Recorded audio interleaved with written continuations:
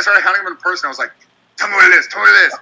And it's so good. 12 hours later, he's like, sorry, mate, just woke up. It's called I'm Terrified. Yeah. Sorry, mate, it's 2 p.m. I just woke up.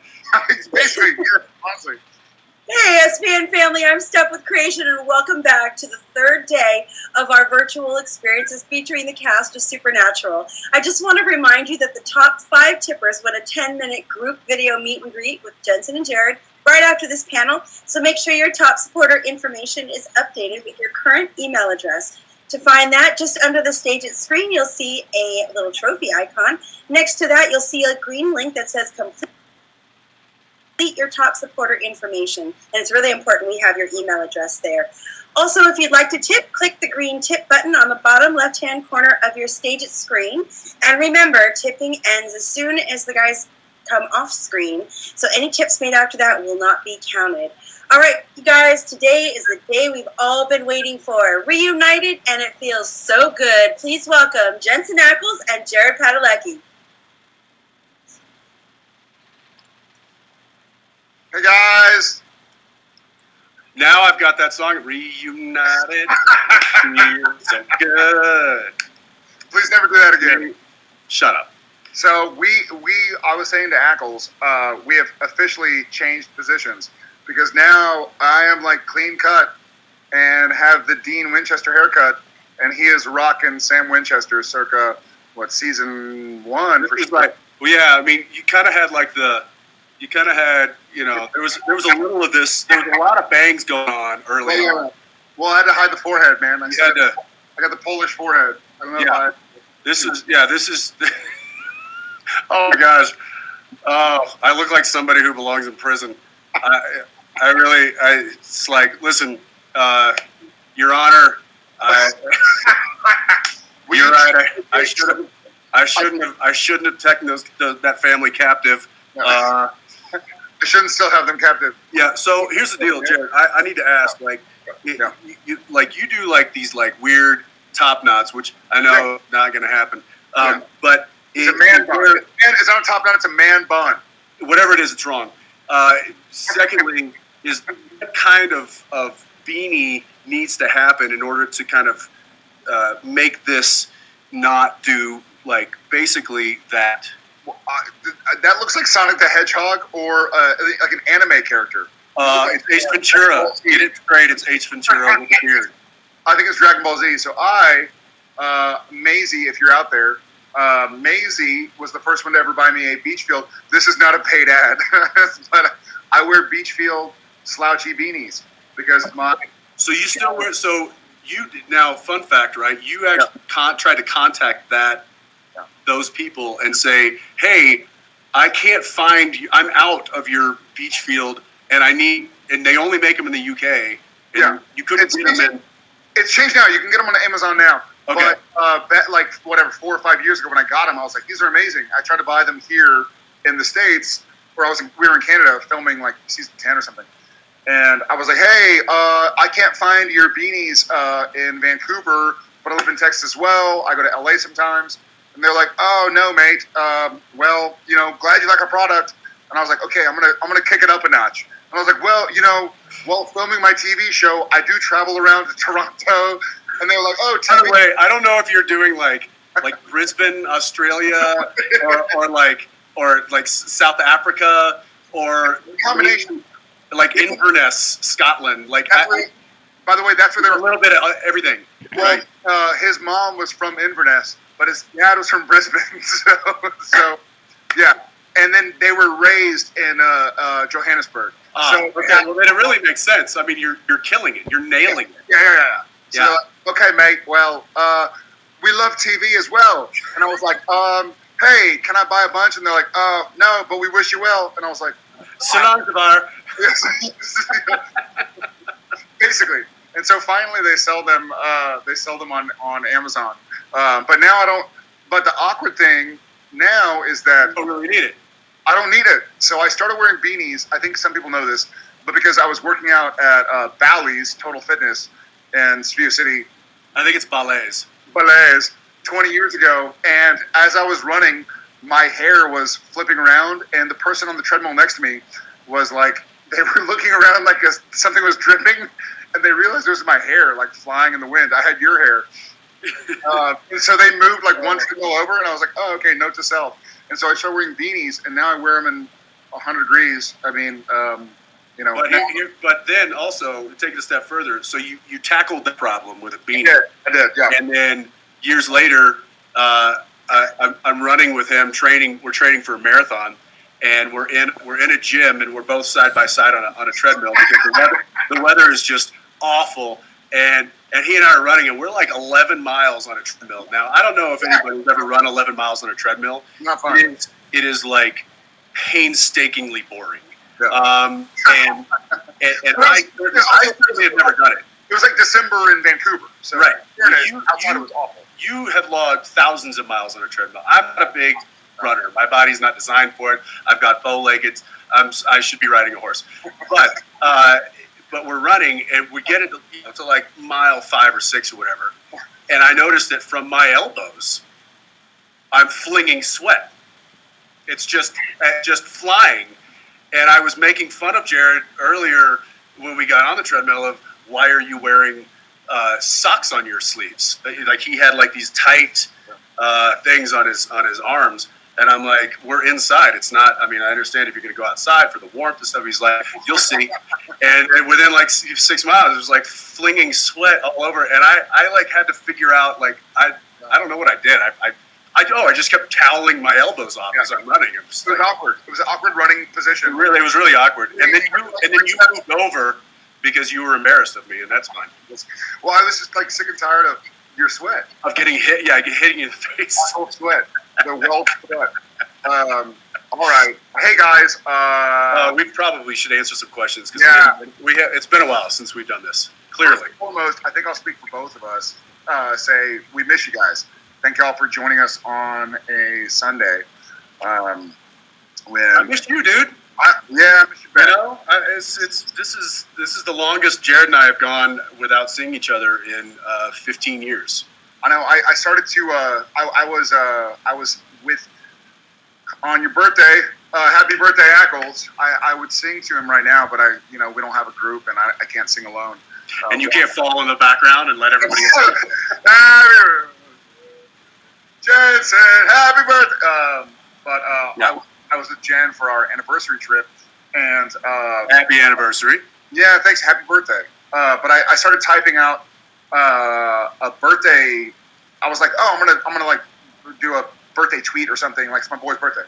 And then I was like, how do I word this? And I was like, well, this is the first birthday in 17 birthdays that I haven't like been able to give you a hug and go like, happy birthday. It's weird. I got a little teary, and I was like, I'm not sending that. I'm gonna push it inside. It's healthy to hold it inside. Just push down. But you don't look a day over 41, man. So. Hey, I don't feel a day over 47, so it's fine. All right, let's do some questions here. You want to take the first one there, brother? Betty B, you got it. Betty B, Brittany Marriott. This is Jenny from VA. Oh, great. Brittany is Brittany. Okay, got it. I was like looking at the. So Brittany, our friend Brittany. It came from her, but it says, "This is Jenny from VA. What is something you have learned about yourself as parents during this past year?" Ooh, okay. I'll give it a go. I have learned that I think I've learned some degree of patience, but in real time, I've learned that I simply could not do it without my wife. I'm really good in spurts. Like Jensen was saying that he's not a big marathon guy. He's more like a high octane athlete. Like sprint, fine, he'll do it. With athletic things, like I like the long term. Like, tell me to run for 8 hours, and I'll do it.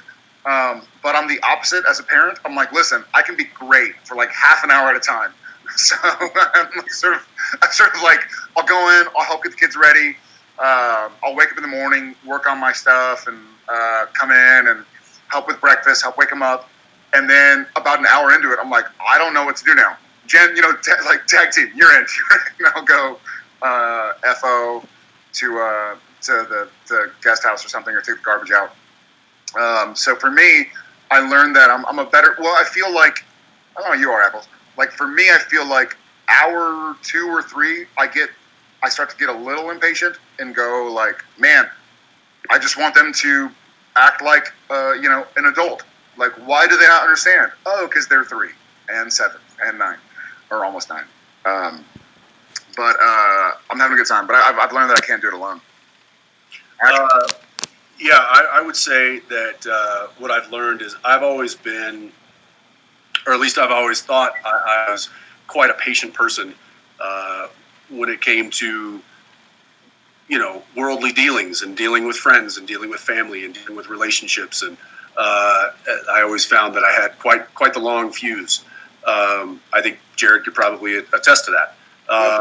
And I've found that my parenting fuse is far shorter than I had ever hoped it would be. And that is to say, not that I'm getting angry or anything. It's the frustration. And like Jared said, it's when you've got 3, and he and I both have 3 children. It's a lot, and I have learned to ask for help. I have learned to not try and do everything that I thought I was going to be able to do, which is like get all 3 of them ready for bed within 30 minutes. Like, oh, so and so is calling in 30 minutes, or you got to Zoom in half an hour. You got to get so and so ready, or you got to do this. Be like, oh yeah, I got that. So it's I think learning to extend that fuse. That's something that I've done as a parent, and as a man, inherently, like we don't want to ask for help. That's not our MO. We want to fix things. We want to do it ourselves and complete the task. So I think realizing that that's not always going to be the case, and that you not only need help, but you need to have more patience. And really, this is just when Danielle asks me to do something. This is when she's like, hey, can you get them all breakfast real quick? When she finally, or she's like, okay, Jensen. Yeah, but meanwhile, do something too. she steps in and she does it in like, not in a half, she does it in like 20 minutes or 15. And I'm like, I don't understand how. So there's been a big humble pie that I've had to eat being home so much. And that is realizing how superhuman my wife is and how human I am. Subhuman you are. So, yes. Yeah, like a troglodyte. Thank you for the question. All right, Ackles, I'm going to take okay. Is that Zlata? Zlata from Russia. Question is, what's the strangest dream you've ever had?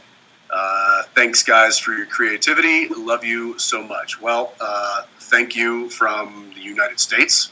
Yeah. And strangest dream. Look, I've had some weird dreams, and they're usually mushroom induced. That's not true. I have strange. We've lost Jared. Copy that. He's going. He's one copy. I would say as far as strange dreams go, I don't know about you, Jared, but I've had a few reoccurring dreams in my life that are still as vivid as like watching a movie in my mind, like in my waking mind. And those, they usually revolve around some sort of apocalyptic thing that's happening, and I'm having to save somebody that can't save themselves, and it just sucks. And I always get caught in like the stairwell of a parking garage, listening to like the end close in, and I don't know that there's I don't know what that means, but it's one that comes to mind. Yeah.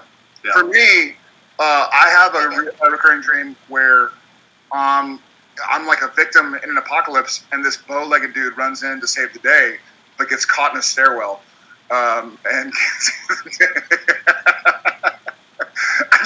I did have. What were you gonna say? I did have. And you're in like the robot alien thing that Ripley used. Yes. Aliens. Were you in my? Quit haunting my dreams. Dude. Listen, you were in mine. I did have a dream. One time, I remember this dream. I've had many strange dreams, but I had one dream where I was living. Hackles, you know where this was? It was sort of like Vineland and Moore Park area, in LA and Sherman Oaks, I guess that was, like around the border of Burbank, I guess. Anyways, I had a dream that somebody was sneaking into the house, and then my door opens and there's like a ghost or something, and then the sheets start moving, the lights start going on and off, and then I woke up from the dream, and then I saw like a figure or something, and I thought I was awake because it's really weird. If this makes any sense, I woke up from my dream into another dream, and then actually woke up. So I had a weird dream where I sort of like someone was in the place, and I could hear something, and they came into my room, and things were moving around, and then I woke up, and I was like, oh, thank God, that was just a dream. And then it happened again, and then I thought I was awake, and then I finally actually woke up. And so that was not kind of whoever creates dreams, because it was pretty scary. So I didn't really go back to sleep. That was about 20 years ago. So luckily, I did some studying. I got my black belt in demon hunting. It took 15 years, 15 and a half. So I got my black belt. We both got like 2-stripe black belts. And demon hunting and ghost hunting, and so now they don't bother me anymore. Somebody asked me the other day, could you really like handle yourself in a like a paranormal situation? And I said, look, if I played a doctor on TV for 15 years, could I handle a triage situation? Can you fix my shoulder? And I was like. I might know a few things and a few ideas. I might be able to tourniquet that, or I might be able to say, you need to see a real doctor. Yeah. But don't give me a scalpel. But don't give me a scalpel. That's a good way to put it. All right. Thank you, Zlata. C. Kreider. Vancouver misses you. I miss Vancouver. Hope you can come back soon. How are the Impalas? Well, I do have one sitting in my garage. Sat in last night, turned it on, made sure it was still running. So she's good. Ackles, how's your girl? I've sold her parts, and she's just died. 4 people just had a heart attack and died immediately. Yeah, no, here's the thing. Like now she lives on in other cars, and it's like I donated blood or I gave her kidney. Didn't we do an episode about like James Dean's Porsche that a part got put into it and killed somebody? So now they're going to be like 4. We're going to have to redo this on. Hey, no. The Impala never killed. The Impala only brought luck. So now there's a dozen cars out there. You did beat the shit out of somebody in the Impala and baby. So that's true. Yeah, but I also made love to an angel in the backseat. That's true. So it's probably okay. Yeah. The Impala is intact and well and safe and covered and in a secure location in Austin, Texas. No. This is you, bud. Oh, okay. It says Jared, so I'll take it. No, yeah, you take it. You take it. Carla 1421. Jared, I'm loving Walker so much. Amazing. And it keeps getting better. Amazing. Any chance we'll see director Ackles there one day?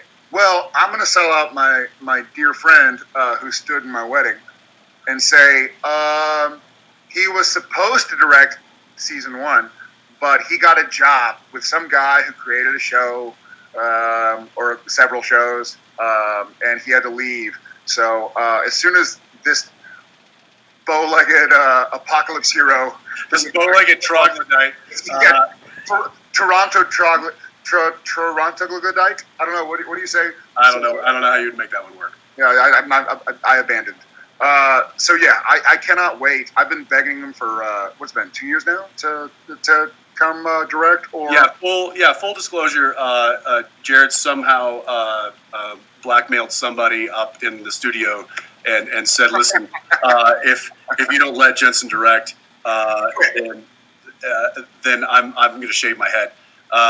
And so I was slated to direct episode 5, which is the last fresh one to air. Yeah, which was the last one to air.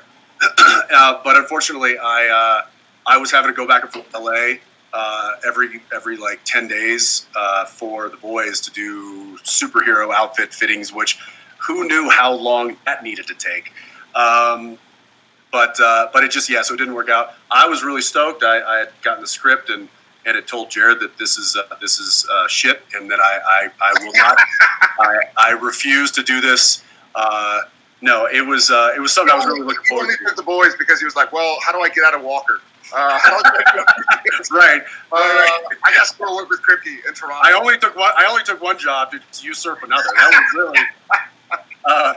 No, it was. I mean, I thought it was going to be really.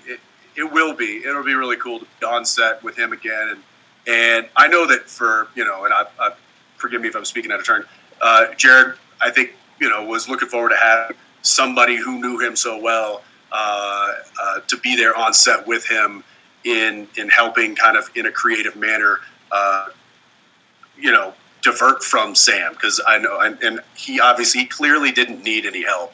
But I was kind of looking forward to kind of, getting the band back together, so to speak. And that will happen, I have no doubt.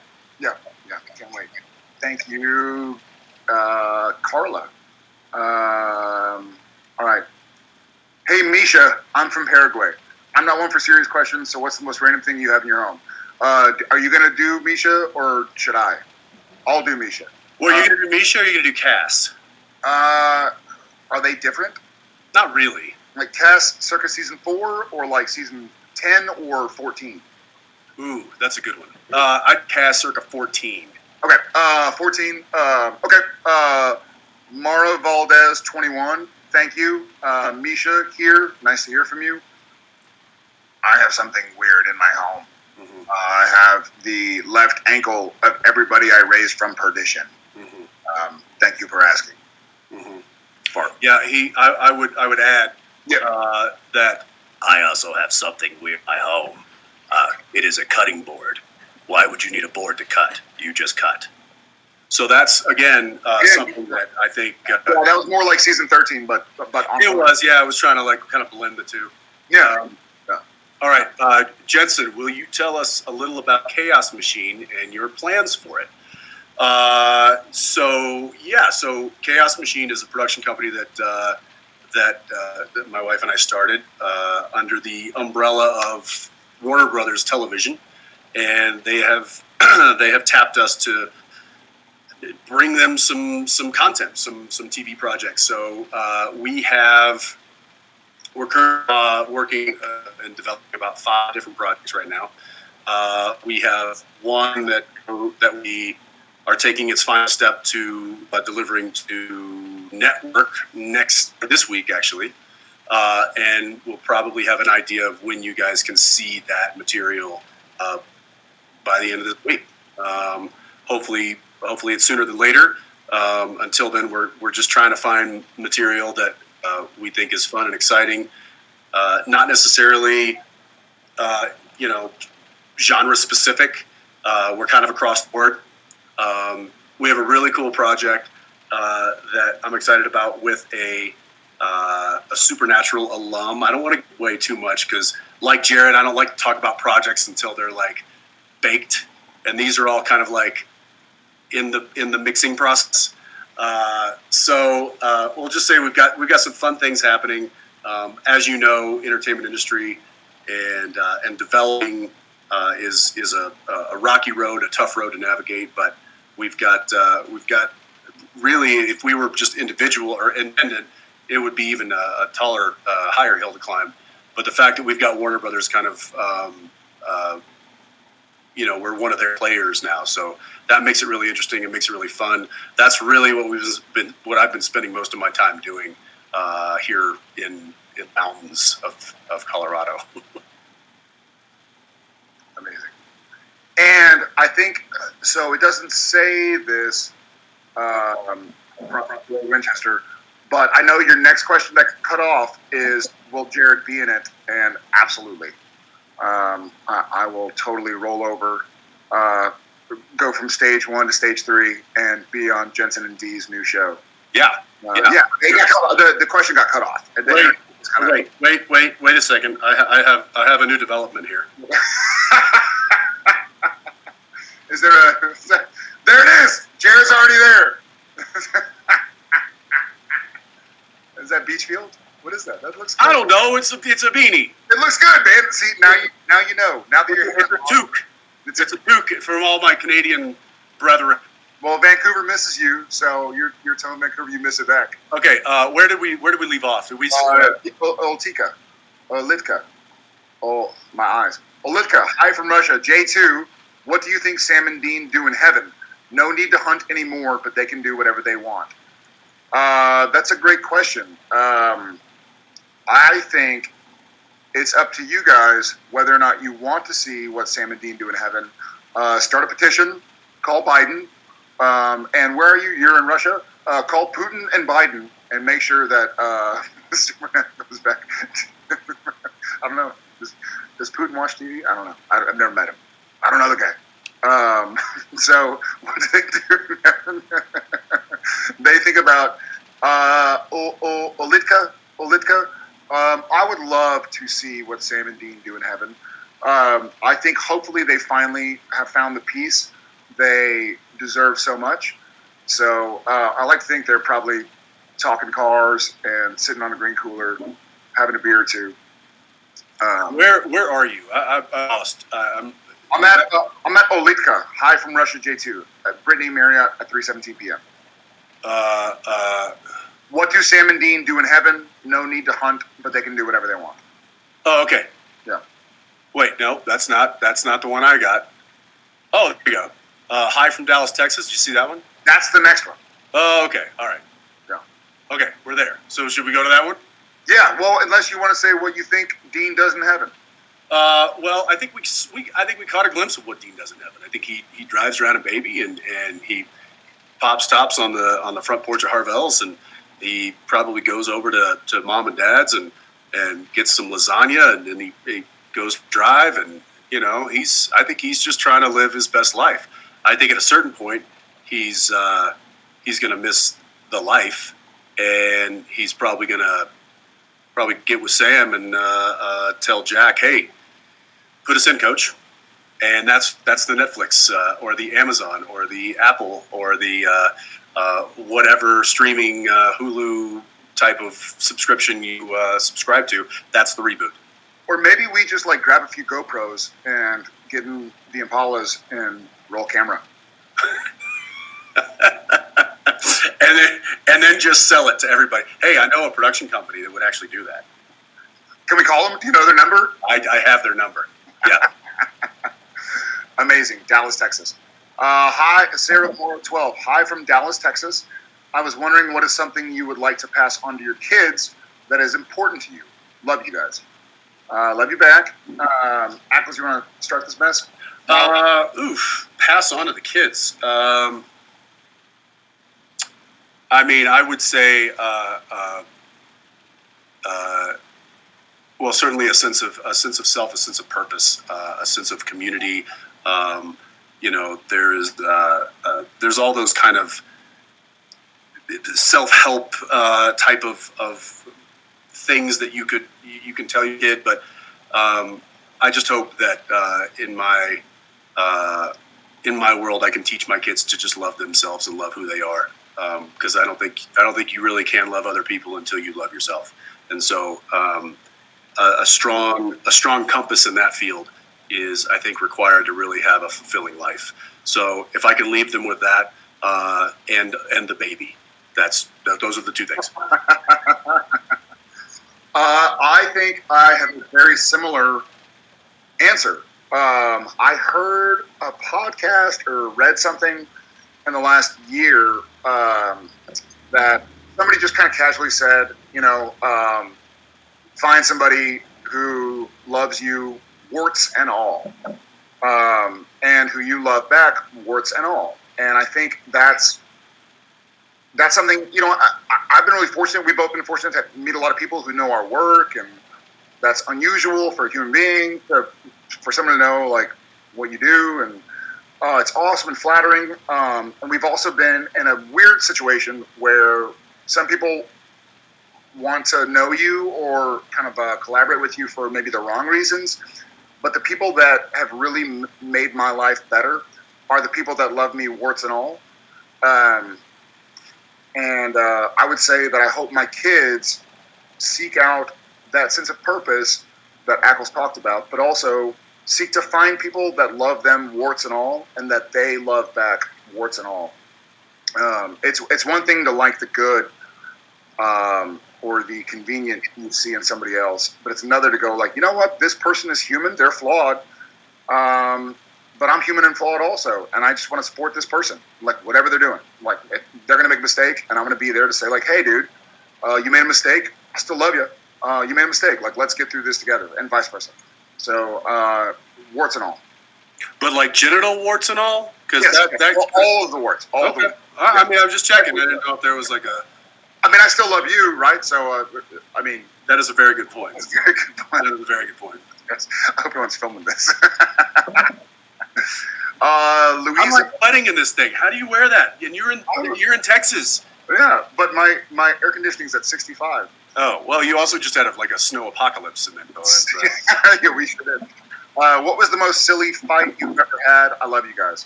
All right, Louisa, love SPN, love you back. Silly fight. We did an entire fight outtake that was in slow motion. That was pretty awesome. That's right. That was the finale. Yeah. We did that. It was unrehearsed and unplanned. Wow. But we gave each other a look right before. You know why? Because Rob said slow it down.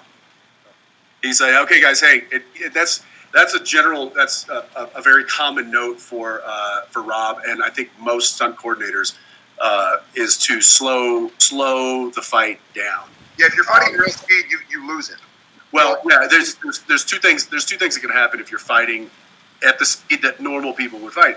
One, the camera's not going to see it because it's so fast. It's a blur. It's a motion blur. And two, you're fighting at real speed. You have a higher chance of getting hurt. Something wrong happening. When you slow it down, you can be more precise about your movements, and the camera can see it, and it doesn't feel like you've slowed down. Hey, did that make it? Do we have a gag reel? Did that make it to the gag reel? Do we have a gag reel? I'm sure it did. Yeah, you guys probably see that. But anytime like we get a note that is so either just so obvious or something that we can completely play with, Jared and I don't even have to conversate. We don't have to talk about it. It's just a look of just. Yep.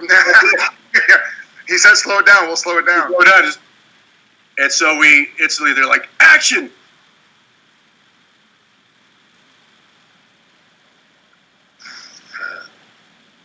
And we did that so many times over the course of Supernatural. Not so many times, but also that time specifically was a really high intensity day. I mean, that was probably the most high octane day.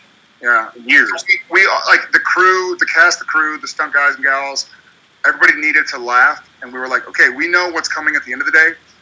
We know we're about to shoot, where we're all going to be crying for 8 hours straight. So let's get this laugh in while we can. And so we just made it silly, That's one thing that I assume I'm going to miss the most working on other shows is Jared and I had kind of a knack of when anything started to get really kind of heavy and serious, and there was a lot on the line. He and I always had a knack of just popping bubble and taking the air out of it. And what it did was it allowed people to relax into what they needed to do. And in my opinion, it was a better product because of it.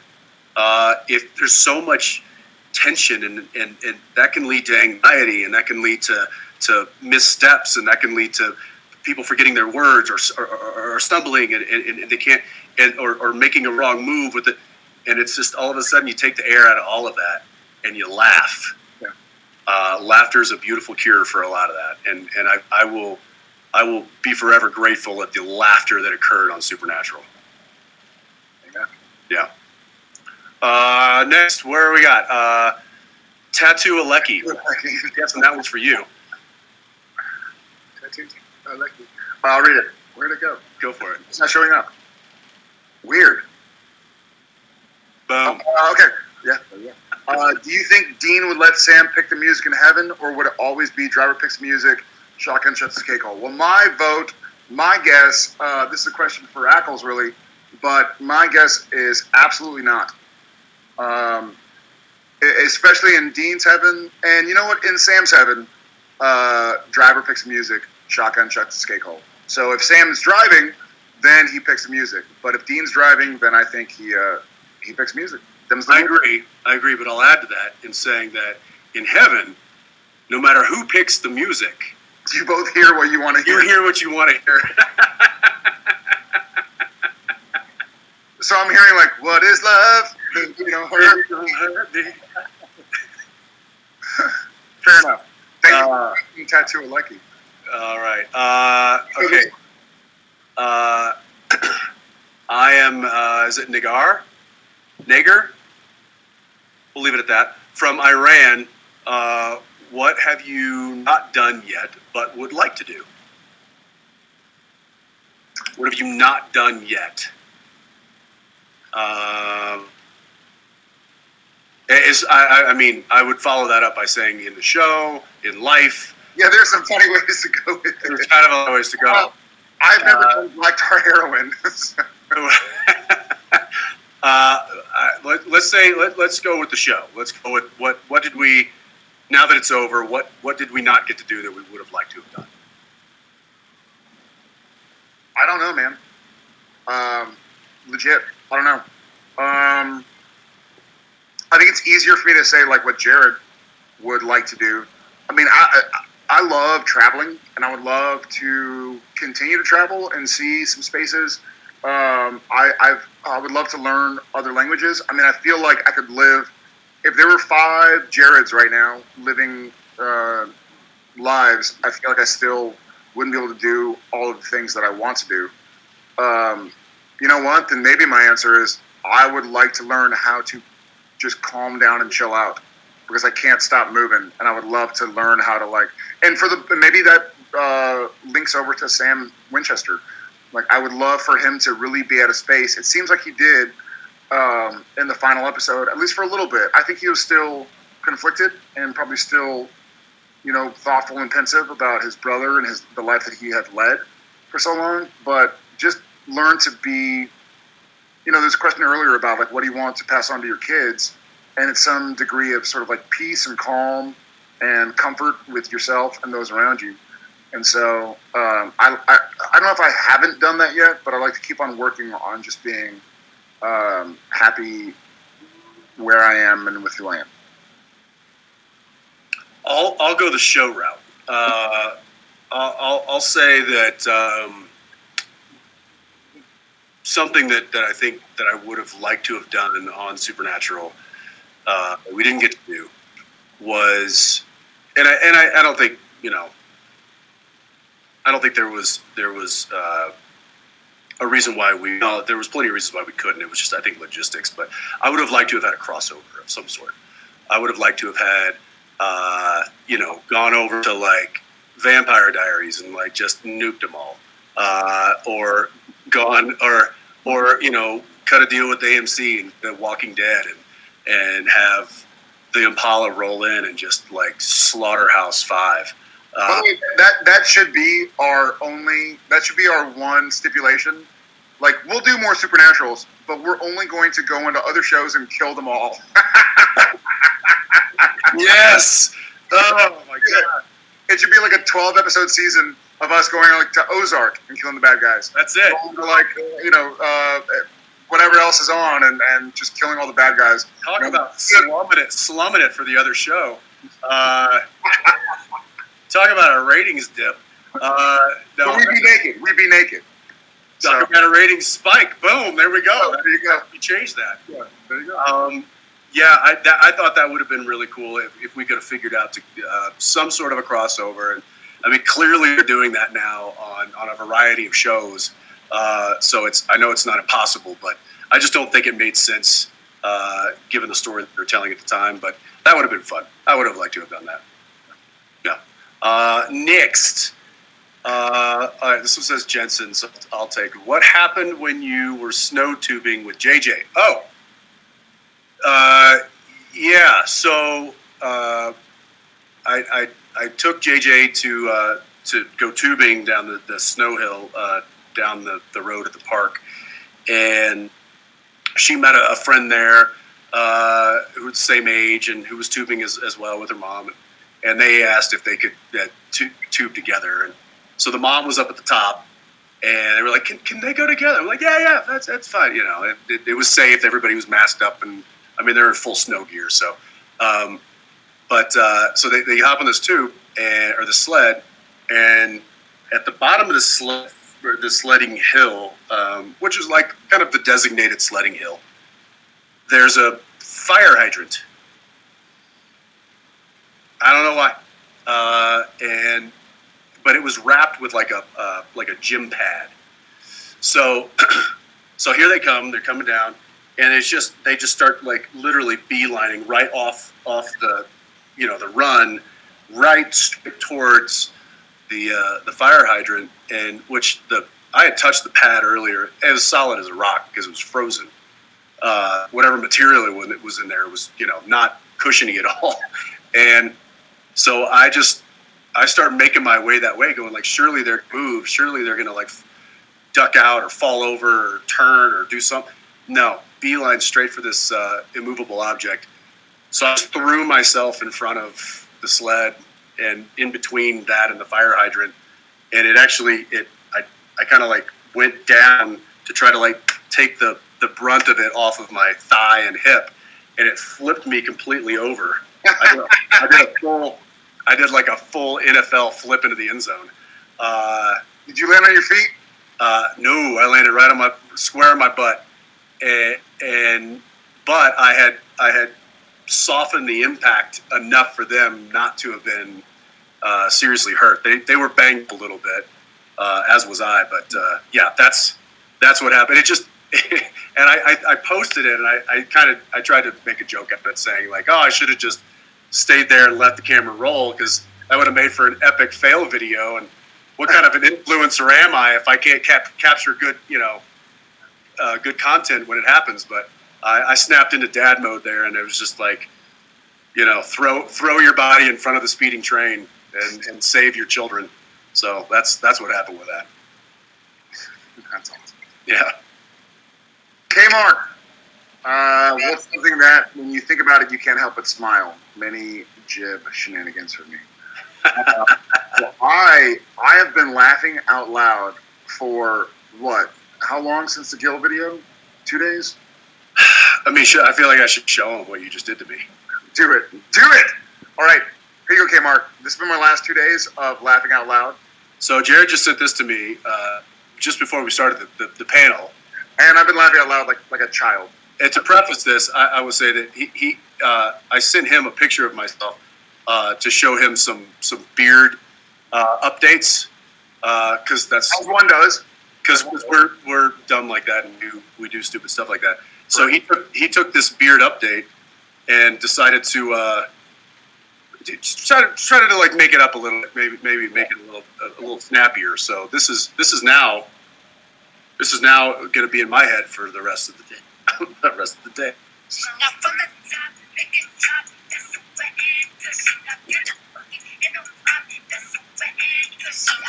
Okay, that's enough of that. I hope you all are laughing and not horrified. I think you killed 4 more people. Yeah. 4 died when you said you parted out the Impala. 4 more just died. The bearded Cardi B single line. So, oh man, I'm crying. Bearded Cardi B. That sounds like a circus attraction. Yeah, I think it is. Yes, that's fine. That's what's been making him smile for the past few. Yeah. Well, who did? Was it Fergus who did the one of Gil? Yeah, Fergus did Gil. You have that one? We have a big text thread with a lot of the cast and we all keep in touch, which is just proof that these conventions that we go on and we show we're not just faking it. We really truly are a big group of crazy friends, and we enjoy each other's company and each other's banter. And we had this text thread. I think I actually started it with that picture of Rob. He had posted a picture, and I had a comment about it, so I reposted it on the thread, and then that just like threw a whole conversation out of orbit. And this was one of the posts that the conversation led to. I don't know how to push it.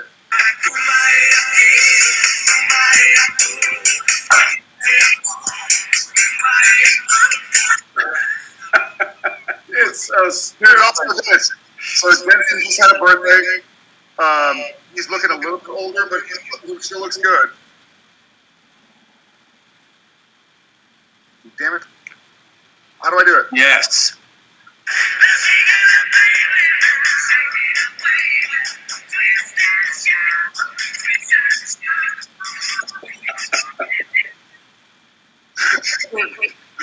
Oh my gosh. I literally think I'm going to be fired because I'm spending probably 20 hours a day just on that app, like laughing to myself, and there's like Bambaleo and it's good times. I'll also say that Jared and I, on occasion, have been known to go back and watch the blooper reels from earlier seasons. There are some shenanigans that have happened on set that, when reminded of, will simply bring a smile and a chuckle and quite possibly a spit take to the face. So yeah, thanks, Kmart. Miss you. Elena Pause. Hey guys, so nice to see you. Love you. So my question is, if Sam and Dean were telling a bedtime story, what would it be about? I'm gonna go first with you, Ackles. Yeah, go ahead, because I gotta find something real quick. Okay, shoot. Okay, bedtime story. So my kids want bedtime stories all day. I have that too. Boom, done. Yeah, boom. That would work. I mean, I think we have 327 bedtime stories to choose from. My kids always want me to tell them like scary story. Like, tell me a scary story about this or that. I'll be like, well, I don't really know a scary story about this or that. And they're like, well, make one up. Like, all right, I'll make one up. And then I end up telling them a story, and they like nightmares and sleep in our room, and they'll tell Jen, like, Dad scared us. We're having nightmares. Like, you told me to tell you a scary story. Like, I don't know what to do. So my scary story. Do you make them up? I make them up totally. Well, they tell me. They're like, can you tell a scary story about a dinosaur? I'm like, well, okay, here we go. So one time, when you just plug the scary story into like a movie that you've seen, or plug the dinosaur into like Exorcist. Like, no, there was a dinosaur laying on the bed and it was possessed by Satan. No, mine are kind of open-ended. Like, because they might go to bed, in 30 seconds, and then I'll just tell the story. So, like, I was walking through the yard, and I heard a noise. And I looked over. I didn't see anything. So I kept walking. I closed the chicken coop, and I made sure the gate was closed, and I took garbage to the street. I heard the noise again, but it was louder. And so I wanted to see what the noise was. So I walked over to the side of the house. I didn't see anything. That's not nothing. Yeah. It's a nothing story about, like, it's like telling a ghost story with no real punchline. Yeah. I'm just, talking until they fall asleep. And so, like, it carries on. Remember how we've talked about, so Ackles and I have talked about, being a background actor, where you have to be, like, in a bar scene. You're not the ones talking right by camera. You're behind them. Well, like, the best thing to do is to start telling a joke that never ends. It's like, okay, a guy's walking down the street. He sees 2 girls and 3 guys crossing the other way. So the guy crosses the street, but 2 cars come. One's yellow, one's black. And so the yellow and black car pass up, and that way it feels like. Meanwhile, the director's like, cut. What's up with the over-animated background actor? Can you put his arms to his side, please? It's the only way to properly do it is to tell the longest joke of all time. if it's a 4-minute scene, like just tell a 4-minute joke that never gets to the punchline, because you're actually doing something. You're like, and then so he meets the guys. It's a guy named Jen, a girl named Jerry. So he's like, well, Jen and Jerry, shouldn't it be Jerry and Jen? And they're like, no, we're Jen and Jerry. So he starts crossing the street, sees a black and yellow car going the other way, and people are like, what? It lasts forever. You gotta have a payoff. You gotta take a joke that has a punchline, and then you just breathe life into the McDougal the Roadmaker. Right. Like, you can make that one as long as you want it, but there's still a punchline. That's fair. But I guess when the joke is like 4 minutes long, it probably doesn't get a laugh. You can always go with like wrecked him and nearly killed him. I mean, I guess in fairness, that's probably the thing we do. All right, I think we have another. You could also just always go with like a series of your dad jokes. Oh, which great. are phenomenal. Which are pretty great. Phenomenal. We're going to go back a couple of questions. Krista, this is something that makes me laugh when I think about it. Jared telling the joke. Did you hear there was? What's going on? Did you? Did you hear there was an explosion at a cheese factory in France? Debris was everywhere.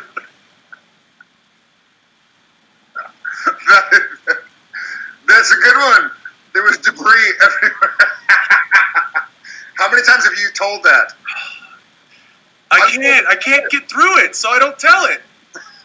Because oh my gosh, I don't know why. It's just so stupid. It's so stupid. Oh, it's like the video.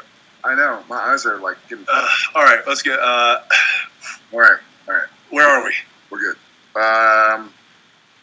Hi, Genta. Hi, Jensen and Jared. I'm Genta from Lithuania. I can say that. Thanks for doing this. Thank you. Hope you're both doing good. We are. What is your favorite stunt you did? Jumping through the window. Yeah. That's definitely top 3. Yeah. My reverse 180 in Baby. Oh yeah. I love that one. I'm trying to think if there was, because those are definitely go-to like faves. Yeah. I'm trying to think if there was maybe a sleeper one that was really cool. I don't know. I'm sure. Oh, this might help jog a memory. We're not going to go through it, but did you get this? I got a box. I got a box. Okay. Yeah, that's Jerry Wanick's all 15 seasons, 327. I have a box. Look at the size of this thing, and they're numbered. I have a box. Oh, they're numbered. They're numbered too. This, like, I think he only made like 500 of them, and they're each like numbered. Yeah, this is number 6 of 550. No, I must have it. Hey, do you still have this? Yes, at the mark. Yeah. Look at the first picture is though. Awesome. Manners. Yep. But this is so just real quick to tell the folks here. Are they for sale or are they? No. This was something, and he never sold them. So Jerry Wanick, our production designer, who was with us every season, and designed all the sets that you see. I mean, from the layout of a motel room to the wallpaper. And he would document and go in and take pictures. And every year at the end of the season, we would get these little coffee table books that were a series of his photos that he had taken of the sets throughout the season. And he has compiled not just his sets pictures, but also just behind the scene pictures of, as you can see, it says 15 seasons, 327 episodes, into a substantial, this is the back of it, into a substantial book. And I flipped through it, and it jogs a lot of memories, dude. It's pretty cool. It's like a high school yearbook if high school lasted for 15 years. Which it did for some people. Yeah.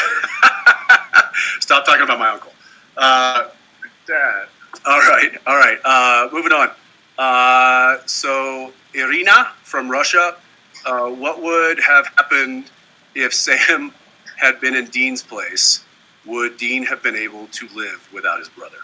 I'll do that. So that little rebar couldn't have pierced my lats.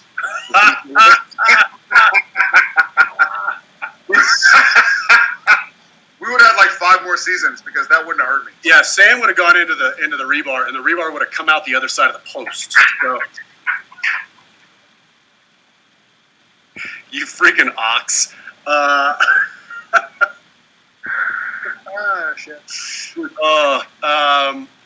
So I'll touch on that. I touched on this a little bit in the meet and greet a couple times in my one-on-ones. Is that I think this was the proper way to go, because I think of the two brothers, Sam was probably the one that was most likely to be able to find purpose in life outside of his brother, and to find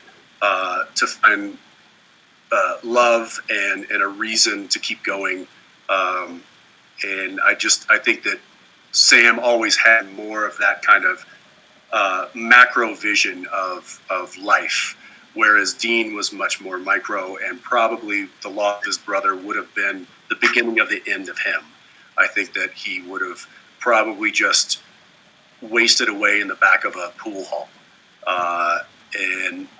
So I think it was better, in my opinion, that Dean was the one to go, and Sam was the only one, obviously, in my opinion, to have the capability of finding a way to live life without his brother.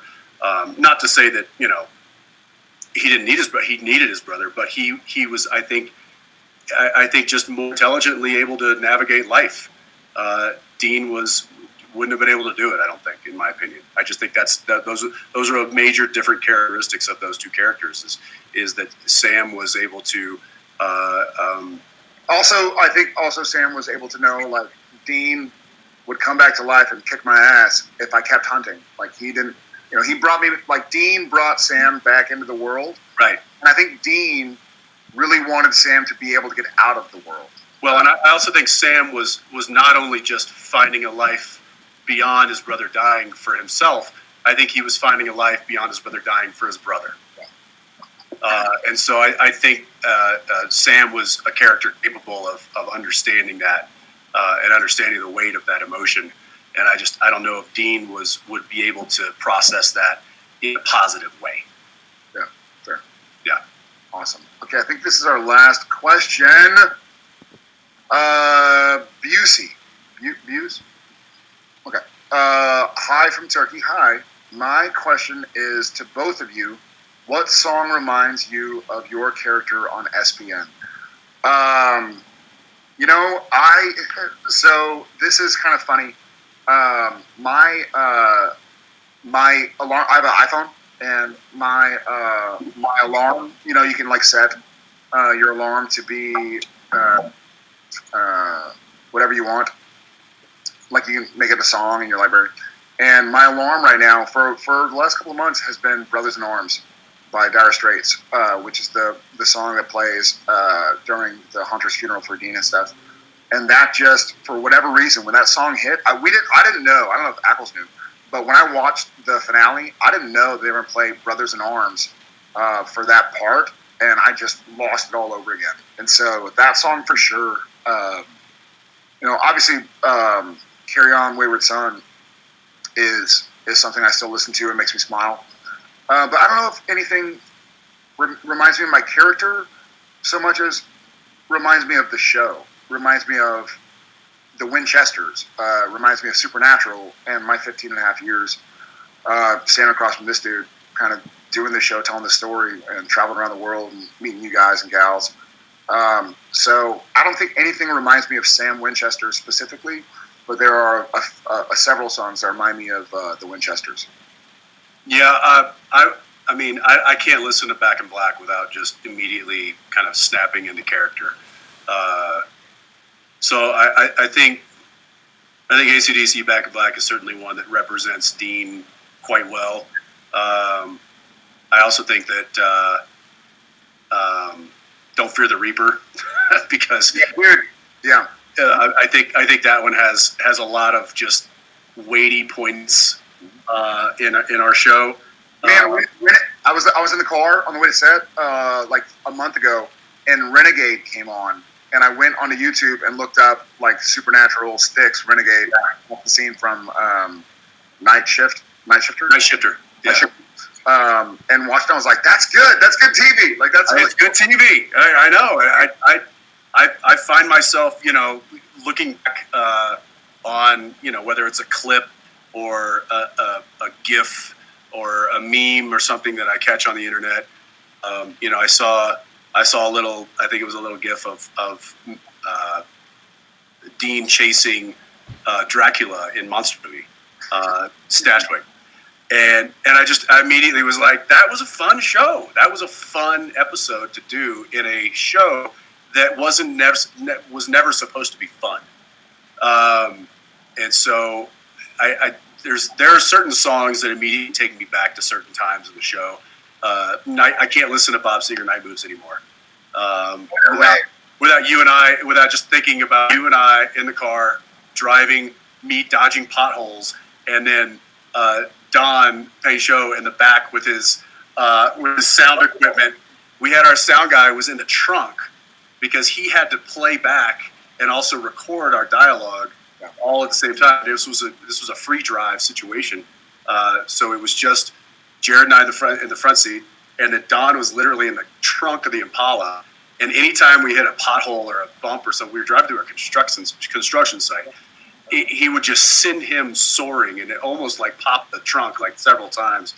But yeah, there are certain songs throughout this show that will forever represent either the character, a moment, a scene, or the show in its entirety. And I think that speaks volumes to not only the show but also to our music producer and the music that represented us. All right, guys. I guess that's it. It was awesome to be able to talk to y'all in some crazy way, shape, or form. I know, guys. Just so you know, like Jared and I only see each other here, and we have gotten enough of that for our 3 lifetimes. So the fact that we can't see you is you can tell how well he and I just work off the cuff by ourselves, which is probably something that'll never change. And it's something that I will always pride myself in. I love you, brother. Love all of you guys. I can't wait to see you guys in person soon. I miss hugs. I miss smiles. I miss laughter. I miss singing and voices and crowd and energy and all of that. And hopefully we can get all back to that soon. Here's hoping. Yeah. Love you, brother. All right, miss you guys. Bye. All right, Rob. Our plan. We love you. We miss you too, and we can't wait until we can all safely be together again. All right, guys, tipping is now done, and we're going to bring the results in just a few moments. But first, make sure you're